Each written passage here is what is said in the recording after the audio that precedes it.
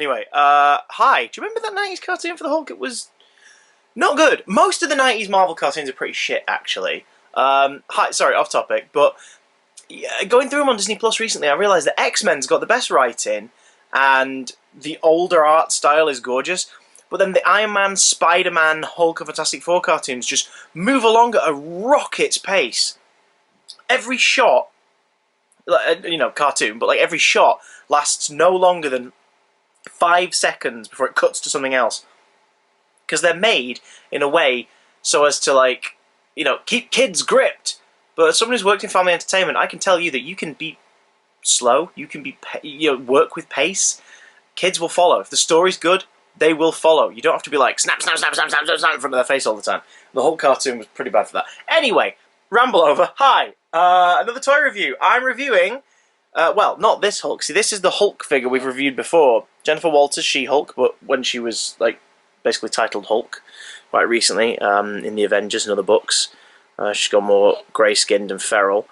Since this, she has gone back green and feral, and that has given Hasbro an excuse to re-release the figure, not as part of a Fantastic Four Build-A-Figure wave, but as a solo release, as She-Hulk. Why as She-Hulk, even though it's the same Hulk? There's one addition. We have a face variant. Let's have a little gander. She's got a slightly more chill human face. She has a spare head, which is a bit more akin to the traditional She-Hulk look. And as a fan of She-Hulk, who loves the Hulk figure that I've got, the one we just looked at, when I saw this was happening, I was like, I've got to get me one of this. I've got to get me this, because even though she's still stylized as the current run of the character, like what Jennifer Walters is currently doing, being all savage and scary, she's, with the option of this head, you've kind of got the savage She-Hulk look. Like, think about the very first cover with the She-Hulk on. You know, she's big and imposing, but she's not, like, monstrous. I mean, her hair's huge, and I kind of wish these heads come with the an alternate hair that was much bigger, to be honest. But this gives you the option to do sort of savage She-Hulk in the traditional style, but also in the style of the current iteration. So a little gander, because it's not part of the Build-A-Figure wave, it's just a bio for the character on it. And the bio says, Jennifer Walters mutates into She-Hulk, a massive, muscled, green hero with boundless strength and the will to do good. Not much else on the box, because again, it's an individual figure release. There's no like Build-A-Figure logo up there. It's just a big blank space. I can't wait to open this. Not an alternate version of a figure we've already reviewed, but one I'm very happy to have a hold of. Let's take a look at She-Hulk. Wait a minute. Where's the new She-Hulk? Let's go kick the shit out of you. Yes, here she is. The She-Hulk variant. Not to be confused with the Loki variant. Let's get into posability while I'm resetting her, as it were. Ankle pivot, very good. No swivel in the calf. 2 knee joints for a decent bend. Big swivel. Crotch articulation. One thing that I love about the build for this figure is she's very well balanced for standing up, which is a weird thing to say, but you know, sometimes the female figures can be a little, oh God, hang on, the foot's stuck. Move your foot, Jen! There we go. Be careful with the ankle joints, folks. Not on this figure, just on figures in general at the moment. She's very well balanced. Like, the feet are absolutely in proportion, but, like, can take a decent amount of balance because they're not super skinny. The thighs are thick. Thick thighs save lives. And it just means that no matter what sort of standing pose you've got her in, even without the assistance of the pegs, she can pretty much take it, which is really, really great. No waist swivel. Rib crunch. She can stretch quite far back. Shoulders move. Upper arm swivel. Singular joint on the elbow, but allows for a pretty decent bicep crunch. Hands have the peg articulation in them, like that. And neck spins. Also, neck comes off. Head comes off the neck. for the extra head, which is unique to this variant on the figure. Let's get her standing up, shall we? Come on, Jen, stand up. Stand up. We're trying to review your figure, love. Not like that. Right. So. Showing me up after I've just stood you. The two heads in question. The angry one is great and is a really decent repaint of the original Hulk release. As you can see. Complete with the very flexible... Do you mind? Very flexible rubbery hair. It's pretty much the same figure, and that's, you know, what we thought it would be. Like, same feet, same legs, jean design, everything. Same top design. Although, actually... Oh no, it is the same, but the top piece almost looks like it's a little further down. It's a higher up on the original one. Well, that's a slight difference. Didn't notice that. And it's not to do with the crunch. It's where it's sitting, like, on her chest and everything. So, the new head is obviously, like, one of the main features. The fact that you have a different expressive sculpt. Hair goes pretty far down past her shoulders into not quite the small of her back, but still quite long, which is very She-Hulky.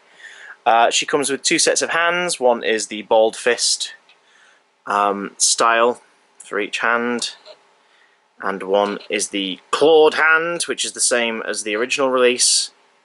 Can't quite get them to be like, "I'm gonna beat the shit out of you," but yeah, whatever. And the spare head as well. This is a really solid action figure. If you've been looking for a She-Hulk, you can't really go wrong with this one. Like, I think they're both brilliant, but if you're one of those people who's like, I want to pick up the character, but I then get really upset that I've got loads of Build-A-Figure parts left over for a figure that I'm getting from a wave that I'm not collecting in full, then you now have an alternative with the comic book green She-Hulk without the grey skin or scarring. You also have second head. I love that. I love the fact that they were like, if you missed out on the first one, and you're not fussed about collecting the Super Skrull from that wave, then here's your other option with a more traditional colour set. Two heads this time. I'm really chuffed with it. I think she looks great. I'm probably going to have them both displayed like next to each other as well, because they just look awesome. Again, Marvel and Hasbro working together to knock it out of the park on female bodies. Like, I know that might sound weird whenever I bring that up, but like, I grew up in the Toy Biz era, and I don't think they ever cracked how to do a female figure without the body proportions or the articulation being twisted, warped, or heavily compromised. Hasbro have been nailing this now for years. I mean, there's a couple back there. You've got Black Widow back there, right? See, there she is.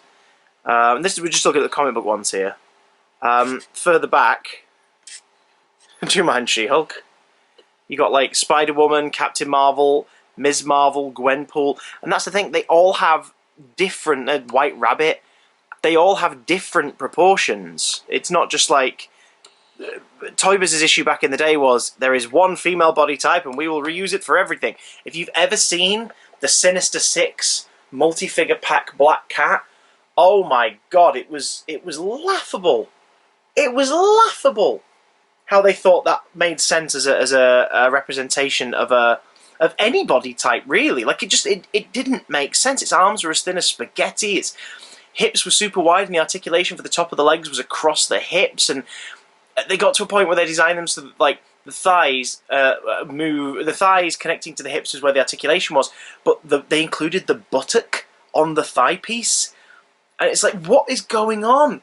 Whereas these guys absolutely nailing it in terms of like retaining. You can see that is Jennifer Walters. You can see that is a, you know, a female body type. You can see everything in terms of like how the indicators that it's a female body type without any articulation being compromised or without the body being massively screwed with to achieve it.